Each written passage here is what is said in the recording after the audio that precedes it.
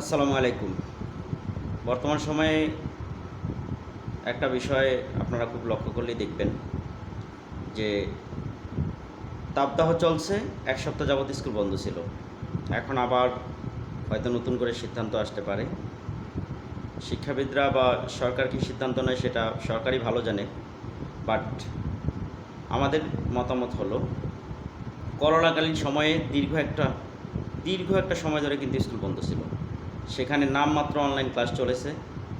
Online class আপনি হিসেব করেন, শহরে যারা বসবাস করে তাদের ক্ষেত্রে হয়তো ঠিক আছে, ওয়াইফাই আছে, মোটামুটি সচেতন পরিবার, শিক্ষিত পরিবার, এই হিসেবে অ্যাভারেজে আপনি ধরতে পারেন 20 থেকে 25% স্টুডেন্ট ঠিকঠাক মতো করোনাকালীন সময়ে ক্লাস করতে পারছে কি না আল্লাহই ভালো জানে। আমি জেলা সদরে আছি, আমি বলতে পারি করোনাকালীন সময়ে দীর্ঘ 2টা বছর প্রায় স্কুল বন্ধ থাকার কারণে শিক্ষার্থীদের যে ক্ষতি হয়েছে, আমি মনে করি শিক্ষার দিক থেকে বাংলাদেশ 100 বছরের উপরে পিছিয়েছে। এখন আবার আসেন, তাপদাহ চলছে। এই তাপদাহের কারণে একদল থাকবে খুব শৌখিনেরা, এদের আপনার কোনো কিছুতেই কিছু হলে হ্যাঁ স্কুল বন্ধ রাখেন, স্কুল বন্ধ রাখেন। আর এরা হচ্ছে ব্যাক বেঞ্চার আমি মনে করি। কারণ আমরা আমাদের সময় যখন পড়াশোনা করছি, তাপদাহ ছিল, খুব বেশি শীতকালীন সময় ছিল, বিভিন্ন পরিস্থিতি আমাদের মোকাবেলা করেই কিন্তু আমাদের পড়াশোনা করতে হয়েছে, পড়াশোনা চালিয়ে যেতে হয়েছে। এখন অনেকেই হয়তো বলবেন যে আমি একটা প্রাইভেট স্কুল চালাই, এই হিসেবে আমি স্কুল খোলারই পক্ষে থাকবো, এটাই স্বাভাবিক।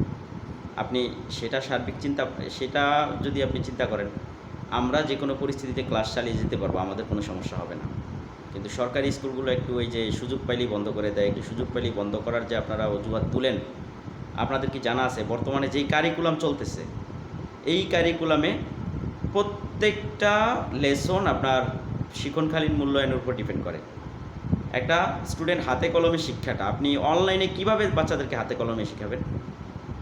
যারা এ সমস্ত চিন্তা ভাবনা করেন, হুজুগে বাঙালি, এদের শিক্ষা সম্পর্কে কোনো ধারণাই নেই আমি মনে করি। খোলা রাখতে পারেন, আপনি তাপদাহ চলে, স্কুল বন্ধ রাখতে হবে কেন? আপনি খোলা রাখেন, খোলা রাখার ব্যবস্থা করেন, সকাল 7:30 থেকে 10:30 পর্যন্ত ক্লাস দেন। ওই সময় তো অত গরম থাকে না। সকালে বিদ্যুৎ ঠিকঠাক মতো চালু রেখে 7:30 থেকে 10:30 পর্যন্ত, বা আমি বললাম 7টা থেকে 10টা পর্যন্ত ক্লাস চালু রাখেন।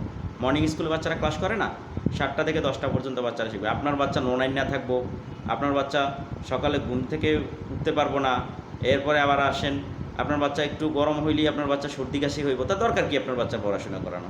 আপনার বাচ্চা আপনি ননির পুতুল করে করেন, সোনার চামচ মুখে দিয়ে জন্মগ্রহণ করছে, আবার দেখা যাবে বড় হয়ে আবার সোনার চামচ মুখে দিয়েই সে মৃত্যুবরণ করবে, শেষ। কিন্তু যারা মধ্যবিত্ত আছে, যারা আমরা বাচ্চাদের পড়াশোনা করাচ্ছি, আমরা যারা সচেতন পরিবার, আমাদের ছেলেপেলেদের শিক্ষা দরকার আমি মনে করি।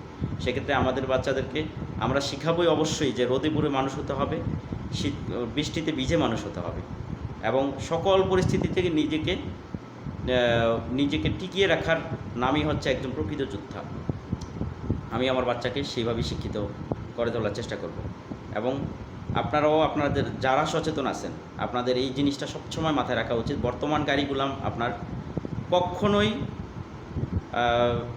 ফিজিক্যাল ক্লাস ছাড়া, মানে একটা বাচ্চা সশরীরে ক্লাসে উপস্থিত হওয়া ছাড়া কিছুই শিখতে পারবে না। অনলাইন ভিত্তিক ক্লাসের কোনো ভিত্তিই নেই। আপনার কারেন্ট ঠিকঠাক মতো থাকে না, ওয়াইফাই নাই, নেট ঠিকঠাক মতো কাজ করে না।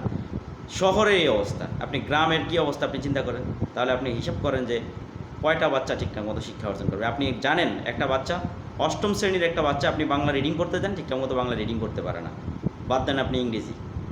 তাহলে শিক্ষা ব্যবস্থাটা কোথায় যাচ্ছে? আগামী এই অবস্থা এইভাবে চলতে থাকলে আগামী 2 বছর পরে, বা 2 বছর না, আপনি 2, 4, 5 বছর পরে আপনি পাবেন একটা জাতি যারা গাঁজাখোর, আপনি পাবেন একটা জাতি যারা হচ্ছে মদখোর, আপনি পাবেন একটা জাতি যারা হচ্ছে জুয়াখোর, আপনি পাবেন একটা জাতি যারা হচ্ছে নেশাখোর। আমার কথাগুলো খারাপ লাগলে এটাই সত্য কথা। তবে আমার মতে উচিত সরকারের অন্ততপক্ষে এই ব্যাপারে সচেতন হওয়া, শিক্ষা ব্যবস্থাটাকে ঠিকঠাক মতো ধরে রাখা। আসসালামু আলাইকুম।